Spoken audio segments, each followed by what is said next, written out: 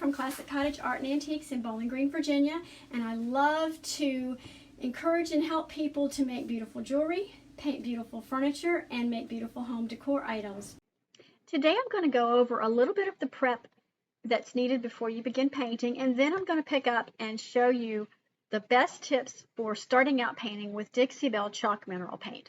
As far as priming goes, that's another thing about chalk mineral paint. You really don't need a primer in most cases.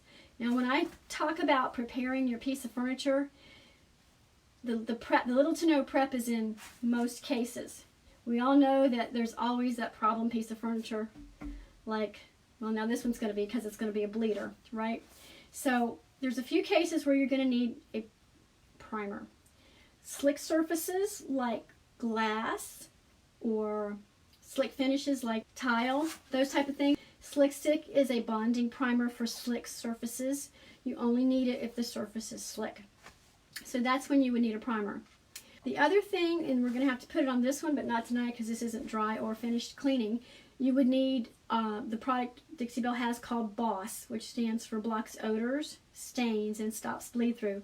This is going to be a bleeder, so I'm going to have to, and you will find that quite a few pieces of furniture, particularly from the 30s up to about the 50s, whatever they used in that wood, it's probably going to bleed. And let me talk to you another reason. I just thought of something about sanding. If you have a surface that is not cracked and crazed like our little table over here, if you have a surface like that that's encapsulated with, say, varnish that's in good shape, or maybe polyurethane or some kind of finish that's in good shape, if you were to sand all the way down to the wood for that, you could break that finish and actually cause bleed through. So if, as long as it's encapsulated and it's pretty much no cracks or crazes in it, you won't need to sand that piece. As a matter of fact, you may actually cause more of a problem if you sand through the original finish that's intact. So that's another reason not to sand. Again, I don't want to cause myself more work if I don't have to, right? But I wanted to show you a couple of tips about painting with the paint, because you've cleaned it, you haven't sanded hopefully, or needed to actually. So now you're raring to go and you want to paint, right? So let me turn this guy around. It's a mess. I did clean this back piece earlier. Think about if you're going to paint and you're not sure if it's going to be a bleeder, you can always paint the piece and then let it sit. And if it starts to bleed, you can use the Boss in the clear over the paint and then just paint another coat. So that's a quick fix.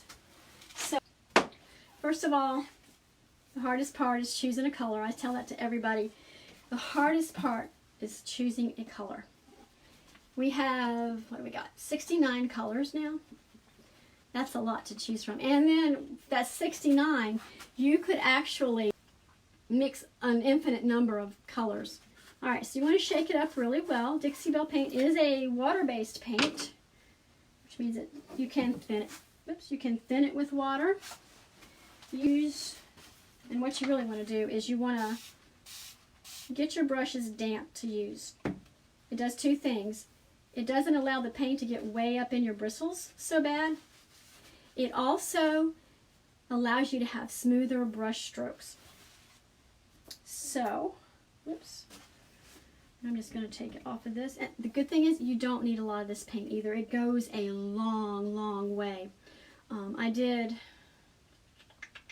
working on a sideboard at the shop, and I have used 16 ounce, but it's like this much out of a 16 ounce jar, and I've done 2 coats, so, and it's almost finished. So, all right, oops, so I got too much. You see, there's hardly any paint on this. I'm going to go over here. I've already cleaned this portion, and this portion I've already painted just to see if it was going to bleed, and it looks like it's going to. But basically, you want to make sure your brush is damp, and you want to go with long strokes. And you'll have a better end product if you use very thin coats. Also use less product, because you really don't need a whole lot of paint. And because I'm talking, I'm putting probably more than I need on there. Dixie Belle has a lot of pigment in these paints, so the colors are very vibrant. Therefore, the coverage is really, really good. I usually use 2 coats of paint on most applications. So this is going to take, I'm going to probably end up having to put our product, the Boss, over this to block the bleed through that I see coming through here. But I'm going to go, this is already dry from 1 coat. Let's just, and I'm going to, lost my sprayer. Do that all the time. I'm going to spray it again. And these are, can you see? I don't know if you can see. Anyways, it's a very fine mist. If I were to use the regular spray bottle, it gets kind of blobby and it runs everywhere. All right, so I am just going to, a little bit more paint there. Some people will spray their piece, but if it's your second coat and it hasn't been dried overnight, I wouldn't do that because it can reactivate the paint and actually pull it off, which is probably not what you're going for, right? All right, and just like that, well, almost just like that. And that's just 2 coats of paint. You know, I see that it's going to bleed through, and that's okay. I can go back and use the Boss on that, and it'll be fine. And I'll just paint another coat. But this is just for, you know, demonstration purposes. Another thing you want to consider when you're painting with Dixie Belle paint, well, any chalk mineral paint, is the brush you're using. I like these synthetic brushes. You can use the chip brushes, and that's fine. If you want to use a natural, tongue tangler, natural bristle brush, you can. This is raggedy, and it's going to leave brush strokes. If you want a real rustic look, that would be a good look for you. I cannot talk tonight. If you want really smooth brush strokes, or so hardly any brush strokes, keep your project damp. I mean, just slightly damp. You don't want it soppy wet because then you're going to have a big mess. But these, where's the other one? There we go. You can see how soft these bristles are compared to these. Let's go paint all over it. But yeah, so this gives you a really soft, smooth finish. And these are really, really good brushes. I just gotta say, I didn't like synthetic brushes until Dixie Belle came out with theirs, and they're awesome. Absolutely awesome. So yeah, so basically, those are my very quick tips. Let me look at my notes because I had a lot to say tonight, and I'm not sure I got all of them. Cure time versus dry time. So anything else, what else you want to know? You've cleaned your piece really well.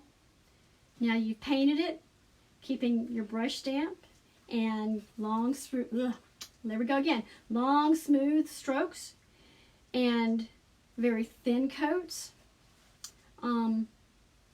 Now you're going to have to wait for it to cure.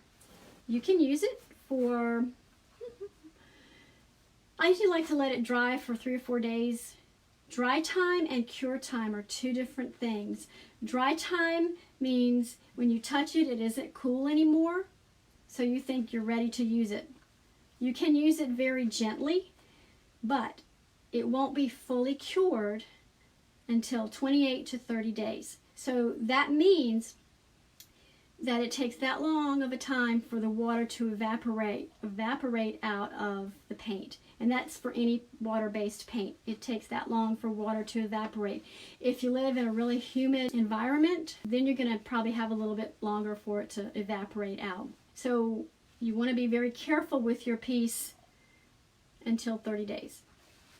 You can also, and I'm not going to go over it tonight because that's probably just way too much information at once, but you can also clear coat or wax. I prefer clear coats, but Dixie Belle does not require any kind of a sealer.